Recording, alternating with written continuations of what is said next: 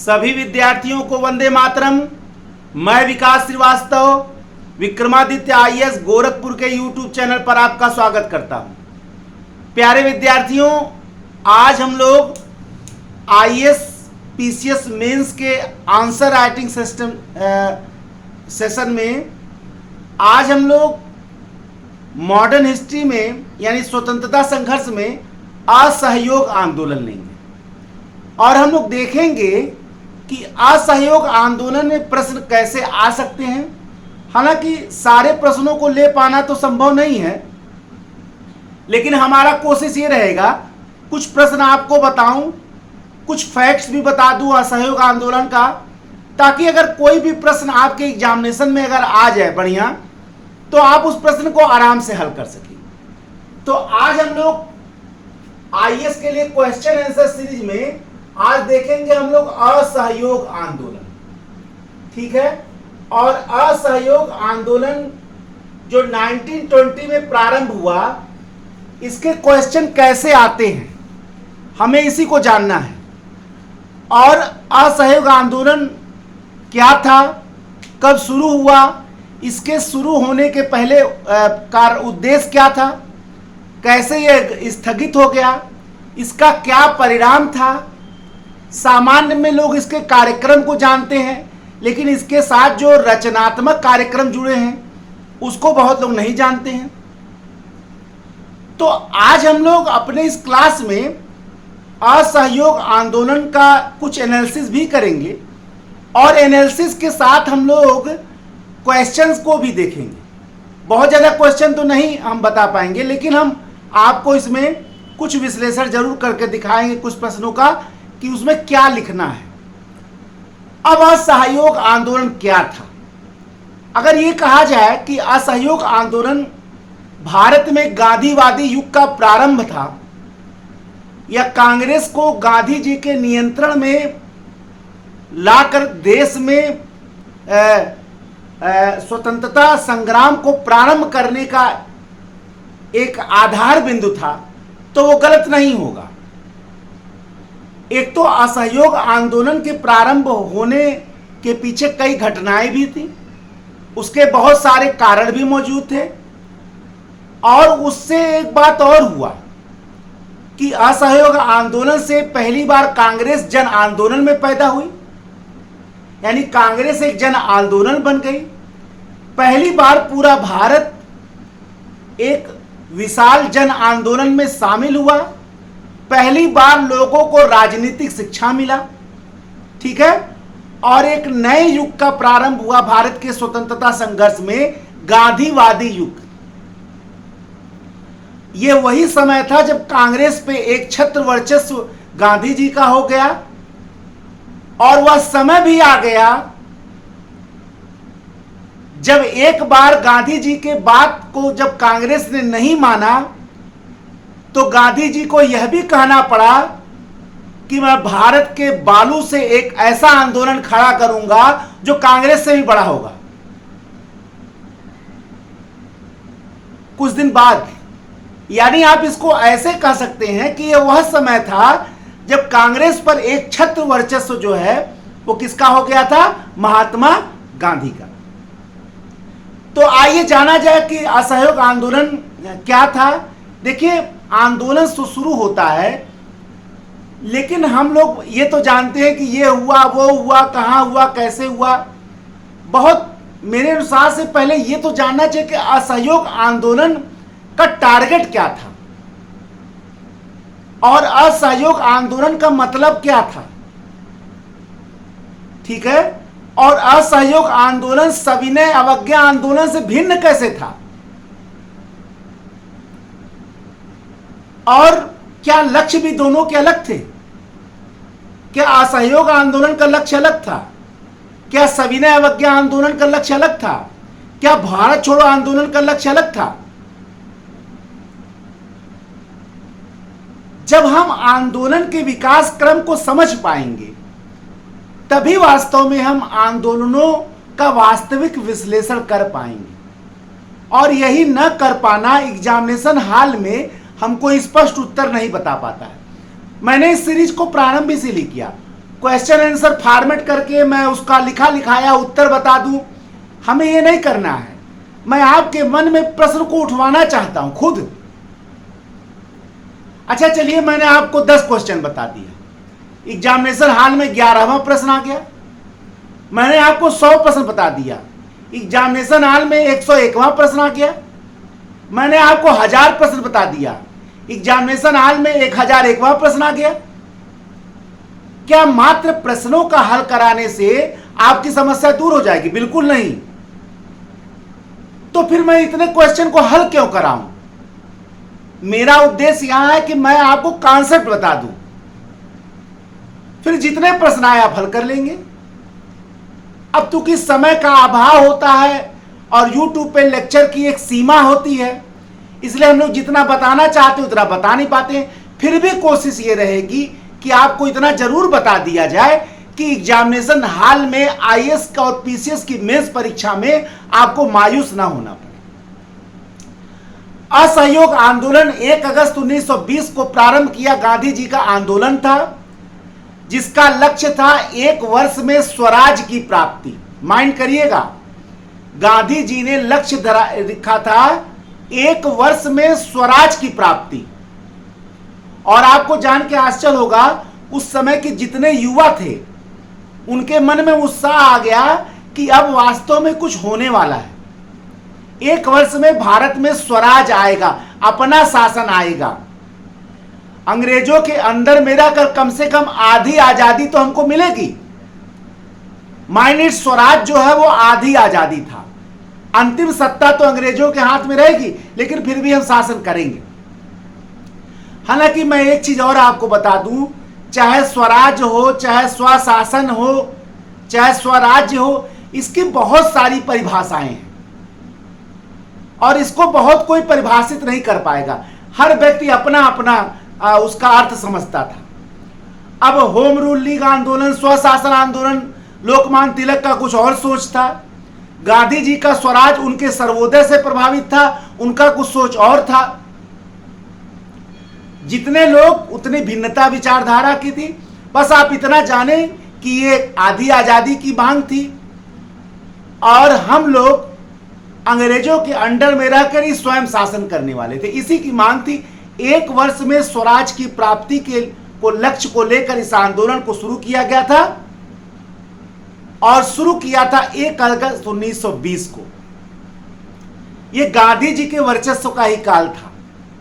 आप इसको ऐसे समझिए कि गांधी जी ने आंदोलन शुरू कर दिया और इसी आंदोलन के अनुमोदन के लिए सितंबर 1920 में कांग्रेस का अधिवेशन कलकत्ता में हुआ और यह विशेष अधिवेशन था और इस विशेष अधिवेशन के अध्यक्ष थे लाला लाजपत राय। उस समय के बड़े बड़े नेताओं ने असहयोग प्रस्ताव का विरोध किया। एनी बेसेंट ने कांग्रेस छोड़ दिया, मोहम्मद अली जिन्ना कांग्रेस से अलग हो गए। लेकिन इसके बाद भी असहयोग का प्रस्ताव कांग्रेस के विशेष कलकत्ता अधिवेशन में पारित हुआ। लेकिन मैं रेगुलर अधिवेशन तो दिसंबर में होने वाला था और वो अधिवेशन हुआ नागपुर में। और आपको मैं बता दूं, नागपुर अधिवेशन ही गांधी जी के वर्चस्व का काल था। नागपुर अधिवेशन में कांग्रेस एक जन आंदोलन बन गया और यहीं से भारत के एक छत्र राष्ट्रीय नेता का उदय हुआ, गांधी जी का। गांधी जी ने कांग्रेस के संविधान में भी परिवर्तन कराया और कांग्रेस की 15 सदस्यीय कार्यकारिणी भी बनी। तो जो अनुमोदन कांग्रेस के विशेष अधिवेशन में कलकत्ता में हुआ था, वही अनुमोदन जो है नागपुर में हुआ और शुरू हो गया असहयोग आंदोलन। थोड़ी सा मैं आपको ब्रीफ कर रहा हूं, फिर क्वेश्चंस के बारे में बताऊंगा। बहुत ज्यादा लेक्चर बहुत ज्यादा होगा तो कई घंटे का लेक्चर हो जाएगा, लेकिन यह है कि कांग्रेस जन आंदोलन, नागपुर अधिवेशन में कांग्रेस जन आंदोलन बन गई और एक छत्र नेता बन गए महात्मा गांधी। अब क्या हुआ, आंदोलन शुरू हो गया और उत्साह इस बात का था कि 1 वर्ष में स्वराज की प्राप्ति हो। लेकिन एक बात यहां और ध्यान देना होगा कि गांधी जी ने इस आंदोलन के लक्ष्य रखे थे मेन लक्ष्य तो यही था भाई कि एक उसमें स्वराज की प्राप्ति होगा, लेकिन इसके सहायक लक्ष्य क्या होंगे कि स्कूल कॉलेजों का बच्चे बहिष्कार करेंगे। क्या क्या इसकी योजनाएं थी? स्कूल कॉलेजों का बहिष्कार होगा, उपाधियों को लोग त्यागेंगे, ठीक है, उपाधियों को लोग त्यागेंगे, हर व्यक्ति अवैतनिक पद जो हैं उनको छोड़ा जाएगा, वैतनिक पद नहीं, अवैतनिक पद जिसमें वेतन ना मिल रहा हो उसको लोग छोड़ेंगे। वकील जो है वो कोर्ट का, न्यायालय का बहिष्कार करेंगे। इसके अलावा इसके कुछ रचनात्मक कार्यक्रम थे, जैसे रचनात्मक कार्यक्रम जो थे, कंस्ट्रक्टिव जो योजनाएं थी, जैसे चरखा का प्रयोग होगा, हर घर में सूत कपास काटा जाएगा, ये एक रचनात्मक प्रयोग था। हिंदू मुस्लिम एकता की बात की जाएगी।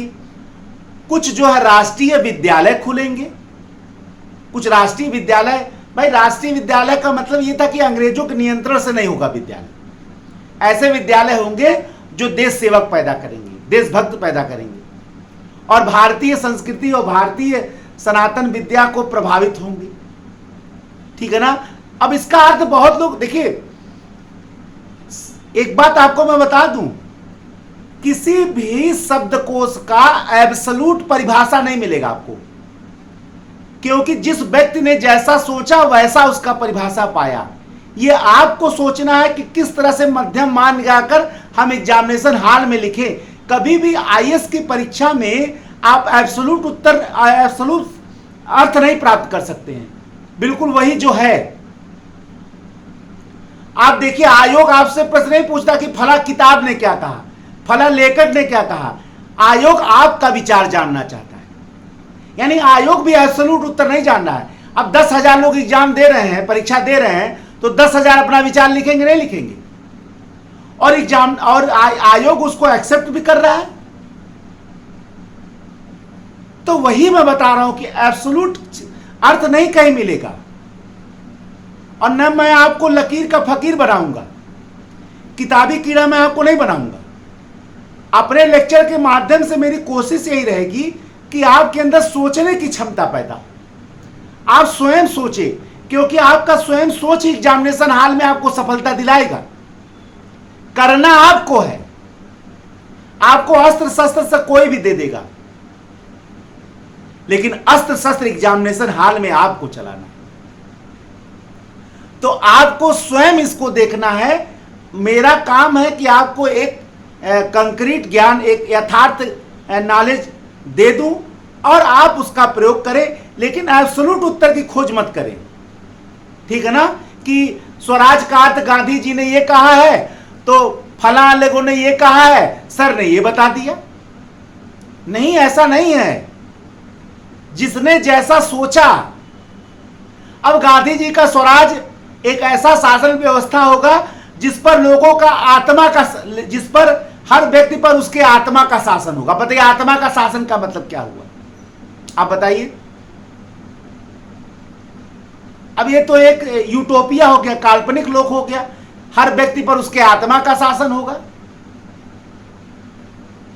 और यहां स्वराज अंग्रेजों से अलग, आधे राज्य की बात। तो मेरे कहने का मतलब है कि आपको एब्सोल्यूट उत्तर नहीं, आप अपना कॉन्सेप्ट बनाइए, बस कॉन्सेप्ट बना लेंगे, एग्जामिनेशन हॉल में आपके लिए मैदान सरल हो जाएगा। वही मैं बताने का पद कर रहा हूं कि जो उसका रचनात्मक कार्यक्रम था असहयोग आंदोलन का, जैसे स्वदेशी का प्रयोग था, चरखे का कताई बुनाई का प्रयोग हर घर में करना था, हिंदू मुस्लिम एकता की बात करना था, अछूत का बहिष्कार करना था, विदेशी वस्तुओं का बहिष्कार, ये सारा चीज क्या था, रचनात्मक कॉन्स्टिट्यूटिव कार्यक्रम था।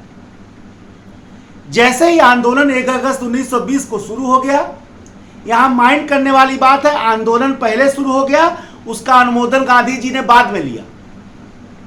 1 अगस्त 1920 को आंदोलन शुरू हुआ, सितंबर 1920 में और दिसंबर 1920 में इसका अनुमोदन हुआ भाई, विशेष अधिवेशन। उसके बाद 1920 वाला जो नागपुर अधिवेशन था उसमें पूर्ण अनुमोदन मिला। तो आप इसको अंदाजा लगा सकते हैं कि गांधी जी का निश्चित ही एक छत्र अब शुरू हो गया था, कांग्रेस पर एक छत्र उनका पूरा अधिकार, और उसी से वो चला रहे थे। और असहयोग आंदोलन निश्चित ही एक गांधीवादी युग का प्रारंभ भी था। जैसे ही आंदोलन शुरू हो गया, कॉलेजों में हड़ताल हो गया, बच्चे तो निश्चित ही हर आंदोलन के विद्यार्थी प्राण होते थे, स्कूल कॉलेजों में हड़ताल हो गया। बड़े बड़े वकीलों ने, चाहे वो जवाहरलाल नेहरू हो, चाहे मोतीलाल नेहरू हो, चाहे सरदार वल्लभ भाई पटेल हो, चित्तरंजन दास हो, सभी लोगों ने अपना वकालत छोड़ दिया। ठीक है। और स्कूल, बहुत सारे विद्यालय भी खोले गए, जैसे काशी विद्यापीठ, गुजरात विद्यापीठ, अलीगढ़ मुस्लिम विश्वविद्यालय, बहुत सारे स्कूल भी खोले गए।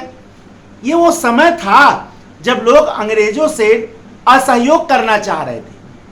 तो अंग्रेजों से असहयोग आंदोलन का मूल अर्थ असहयोग था, यानी कुछ हम ऐसा करेंगे कि जो सरकारी मशीनरी वो ठप हो जाए, यही तो असहयोग है।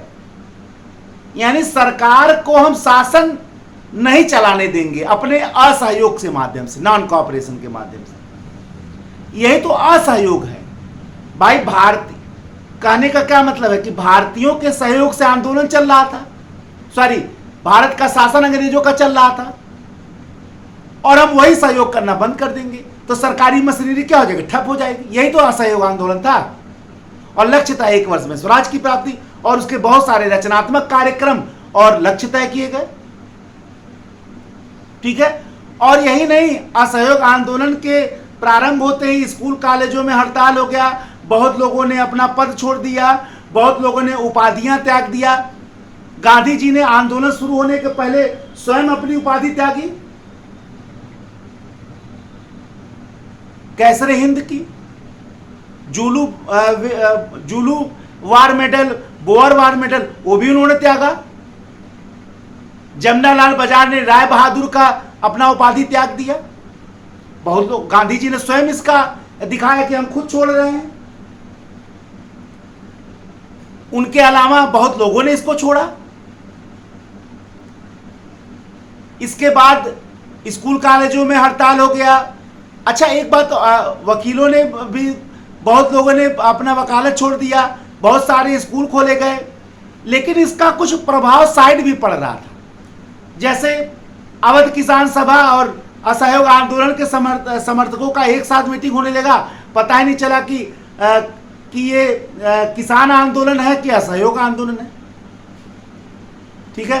असम के चाय बागानों में भी आंदोलन हो गया। उसी समय अकालियों ने भ्रष्ट महंतों, जो अकाली लोग थे, वो जो भ्रष्ट महंतों से अमृतसर का जो मंदिर है, स्वर्ण मंदिर, उसको छुड़ाने के लिए आंदोलन चला दिया। अकालियों ने स्वर्ण मंदिर को भ्रष्ट महंतों से छुड़ाने के लिए एक आंदोलन छेड़ दिया, हालांकि उसमें गोली वोली भी चली। तो असहयोग आंदोलन जो है वो प्रत्यक्ष रूप से तो चल ही रहा था, परोक्ष रूप से भी वो प्रभाव डाल रहा था। ठीक है। लेकिन उसी समय एक ऐसी घटना घट गई जिसने आंदोलन को समाप्त कर दिया, और वो घटना थी 4-5 फरवरी को। कहीं कहीं 4 फरवरी, कहीं कहीं 5 फरवरी है। सरकार 4 फरवरी को ही मना रही है, किताबों में 5 फरवरी 1922 दिया है। ठीक है ना। फिलहाल 1922 में 4-5 फरवरी 1922 को, अब अगर एग्जामिनेशन में दोनों आ जाएगा कहीं ऑब्जेक्टिव में, तो वो गलत मान लिया जाएगा प्रश्न। ठीक है। तो सरकारी आप मान सकते हैं 4 फरवरी 1922 को गोरखपुर के चौरी चौरा में एक कांड हो गया जिसका नाम था चौरी चौरा कांड, जिसमें कुछ विद्रोहियों ने, या कह लीजिए कुछ भारतीय स्वतंत्रता सेनानियों ने, या कुछ लोगों ने मिलकर थाने में आग लगा दिया, जिसमें कई सारे पुलिस वाले जल गए, जो इतिहास में चौरी चौरा कांड के नाम से जाना जाता है। और गांधी जी ने असहयोग आंदोलन स्थगित कर दिया। ठीक है। अब बहुत लोग गांधी जी पे बहुत सारे इल्जाम लगाते हैं कि गांधी, जैसे मोतीलाल नेहरू ने कहा कि यदि कन्याकुमारी के एक गांव ने, स्टेटमेंट याद रखिएगा, मोतीलाल नेहरू ने कहा यदि कन्याकुमारी के एक गांव ने अहिंसा का पालन नहीं किया तो हिमालय के एक गांव को इसका दंड क्यों मिलना चाहिए। उनके कहने का मतलब था कि एक जगह अगर अहिंसा हो गया तो पूरे भारत को में असहयोग आंदोलन रोक के दंड क्यों दिया। यानी अगर कन्याकुमारी के एक गांव ने अहिंसा का पालन नहीं किया तो इसका दंड हिमालय के एक गांव को क्यों देना चाहिए? असहयोग आंदोलन के स्थगन पर यह स्टेटमेंट कौन दे रहे हैं? मोतीलाल नेहरू।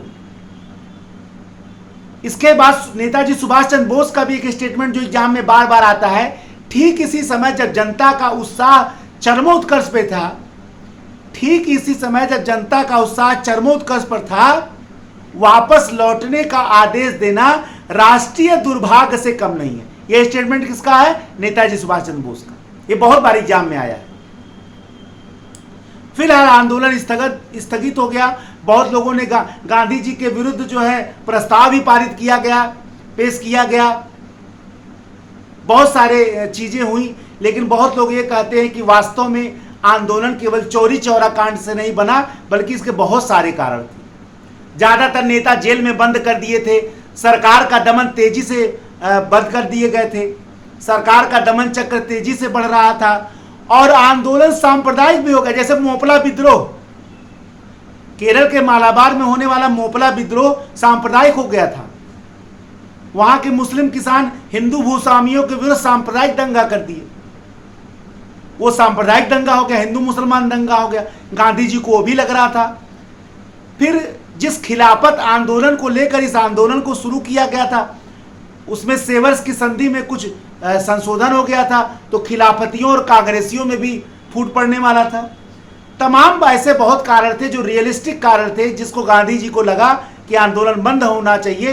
एक बहाना चौरी चौरा कांड मिला और गांधी जी ने स्थगित कर दिया। अब प्रश्न कैसे एग्जामिनेशन में, ये मैंने ब्रीफ कर दिया असहयोग आंदोलन को, आपको बता दिया। प्रश्न क्या क्या आ सकते जरा देखिए। दो प्रश्नों के बारे में मैं डिस्कशन कर दे रहा हूं। क्या कारण था गांधी जी का संवेदनपूर्ण व्यवहार 1920 में असहयोग में बदल गया? गांधी जी सहयोग अंग्रेजों से बार बार कर रहे थे और उन्होंने कई जगह अंग्रेजों का साथ भी दिया था। कैसरे हिंद की उपाधि उनको इसीलिए दी गई थी। प्रथम विश्व युद्ध में उन्होंने दल की स्थापना की थी, जो राहत दल की स्थापना की थी, जो लोगों का मदद कर रहा था। तो क्या कारण था कि गांधी जी का जो संवेदनपूर्ण सहयोग था वो असहयोग में बदल गया 1920 में? अब यहां असहयोग आंदोलन प्रारंभ होने के कारण पूछ रहा है। अब ये स्टेटमेंट में दिया है कि क्या कारण था कि 1920 में गांधी जी का संवेदनपूर्ण सहयोग असहयोग में बदल गया। यानी असहयोग आंदोलन के क्या कारण थे? तो असहयोग आंदोलन के बहुत सारे कारण थे, ये आपको बताना पड़ेगा। चाहे रॉलेट एक्ट हो, जो रॉलेट एक्ट 1919 में लाया गया था कि किसी भी संदेहास्पद व्यक्ति को कभी भी गिरफ्तार किया जा सकता था और कितने दिन तक भी जेल में बिना मुकदमा चलाए रखा जा सकता था। जाहिर सी बात है, गांधी जी ने इसी के विरुद्ध रॉलेट सत्याग्रह भी किया था और 6 अप्रैल 1919 को पूरे भारत में हड़ताल करवाया था, जिसको रॉलेट सत्याग्रह कहा गया। रॉलेट सत्याग्रह के विरोध में पूरे भारत में अशांति हो गई और सबसे ज्यादा अत्याचार पंजाब में हुआ, क्योंकि पंजाब के दो बड़े नेता सैफुद्दीन किचलू और डॉक्टर सत्यपाल को गिरफ्तार कर लिया गया। वहां की स्थिति बहुत ज्यादा अशांत हो गई और उन दोनों नेताओं को पकड़ लिया गया। उससे और वहां तनाव पैदा हो गया। सरकार ने जमकर अत्याचार किया और उस अत्याचार से भी गांधी जी बहुत द्रवित हुए। फिर जलियांवाला बाग हत्याकांड 13 अप्रैल 1919 को, जहां जनरल आर डायर ने जलियांवाला बाग, जहां पर एक सभा हो रही थी, एक मेला लगा था बैसाखी वाला, और उस मेले में कुछ लोग आकर रॉलेट एक्ट के विरुद्ध में बोलने लगे। गांव के बेचारे सीधे साधे लोग आए थे, सोचे लाओ आराम कर लिया जाए। उनको क्या लग रहा था कि ये एक राजनीतिक भाषण हो रहा है। वो लोग वहां आकर बैठ गए। एक ऐसी भीड़ जो समझ ही नहीं पा रहे थे कि हम कहां बैठ रहे हैं। आर डायर को लगा कि ये सरकार के आदेश का विरोध है, क्योंकि उस समय जो है वहां कोई सभा नहीं हो सकती थी, क्योंकि सभा पर रोक लगा दिया था सरकार ने और मार्शल लॉ लगा दिया था पूरे अमृतसर में। और वहां जो है क्या कहते हैं, जलियांवाला बाग का एक छोटा सा रास्ता था। 13 अप्रैल 1919 को जनरल आर डायर ने पहुंचकर गोली चलाने का आदेश दे दिया। 1000 से अधिक लोग मारे गए। इतना भयानक हत्याकांड था कि वहां पे एक नल लगा हुआ था उस नल को जब लोग चलाए तो नल में से खून आ गया। यह स्थिति थी। जनरल आर डायर ने गोली चलवाया था और जनरल ओ डायर उस समय पंजाब का गवर्नर था, उसी ने आदेश दिया था और जाकर गोली चलवाया था जनरल आर डायर। और सबसे बड़ी बात यह थी कि इस हत्याकांड के जांच के लिए जो हंटर कमेटी स्थापित की गई थी, उस हंटर कमेटी का जब रिपोर्ट आया तो उस रिपोर्ट में डायर को शेर की उपाधि दी गई, साम्राज्य का संरक्षक दिया गया। गांधी जी को लगा कि अब ब्रिटिश सरकार जो है वो शक्ति के बल पर ही इसको समझाया जा सकता है, इतना बड़ा हत्याकांड में उसका समर्थन कर रही। फिर उस समय एक खिलाफत आंदोलन का भी एक मुद्दा आ गया, क्योंकि जो तुर्की का खलीफा था, जो तुर्की का सुल्तान था, उसको पूरे विश्व में जो मुसलमानों का खलीफा धर्मगुरु माना जाता था। प्रथम विश्व युद्ध के बाद खलीफा का पद अंग्रेजों ने समाप्त कर दिया। भारत में खलीफा के सत्ता के पुनर्स्थापना के लिए जो आंदोलन चला उसको खिलाफत आंदोलन कहा गया।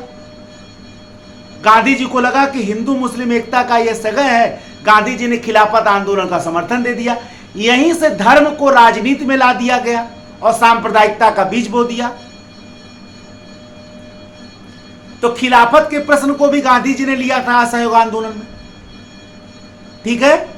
और मॉन्टेग्यू चेम्सफोर्ड सुधार जो उस समय 1919 में आया था, मॉन्टेग्यू चेम्सफोर्ड सुधार जो सरकार ने, उसके तहत राज्यों में द्वैध शासन लागू कर दिया गया था और केंद्र में उत्तरदायी शासन की मांग जो हमारे भारतीय लोग कर रहे थे उसको भी 1919 के अधिनियम से नहीं पारित किया गया। इसका मतलब है ये तमाम कारणों ने 1920 में गांधी जी के संवेदनपूर्ण सहयोग को किसमें बदल दिया? असहयोग में बदल दिया और शुरू हो गया 1 अगस्त 1920 को असहयोग आंदोलन। ठीक है। एक प्रश्न और आ सकता है कि असहयोग आंदोलन न तो पूर्णतः सफल रहा और न ही पूर्णतः असफल, यानी आपको असहयोग आंदोलन का सकारात्मक और नकारात्मक दोनों प्रभाव बताना पड़ेगा। अब न तो पूर्णतः सफल रहा, तो भैया 3-4 लक्ष्य को अगर लेकर शुरू किया गया कि 1 वर्ष में स्वराज की प्राप्ति, यह भी नहीं हो पाया। खलीफा के सत्ता की पुनर्स्थापना, यह भी नहीं हो पाया। जलियांवाला बाग हत्याकांड या पंजाब में जो अत्याचार हुआ, इसकी जांच और इसके विरुद्ध इसके लिए न्याय मिलना, वो भी नहीं हो पाया। तो पूर्णतः सफल तो नहीं कहा जा सकता कि चारों मांग जितने थे वो नहीं पूरे हुए। अब आप इसको असफल भी, पूर्णतः लेकिन असफल भी नहीं कह सकते। अगर पूर्णतः सफल भी नहीं कह सकते हैं, 3 लक्ष्यों नहीं पूरा हुए, तो पूर्णतः असफल भी नहीं कह सकते हैं, क्योंकि यह भारतीयों द्वारा, गांधी जी द्वारा, कांग्रेस द्वारा पूरे भारत में चलाया गया यह पहला अखिल भारतीय आंदोलन था। पहली बार जनता के मन में जो ब्रिटिश साम्राज्य के प्रति भय का मनोविज्ञान था, साइकोलॉजी ऑफ फियर, पहली बार समाप्त हुआ। और वो साइकोलॉजी ऑफ फियर क्या था कि ब्रिटिश साम्राज्य के विरुद्ध कभी विद्रोह नहीं किया जा सकता है, ब्रिटिश साम्राज्य अजेय है। इस साइकोलॉजी ऑफ फियर को पहली बार असहयोग आंदोलन ने समाप्त किया। महिलाएं जो है बड़ी संख्या में पहली बार संकोच को छोड़कर बाहर निकली। पहली बार यह तय हो गया कि आजादी की भूख केवल पढ़े लिखे लोगों को नहीं बल्कि निरक्षर दीनहीन लोगों को भी सताती है। पहली बार दुनिया में यह घटना घटी कि एक गुलाम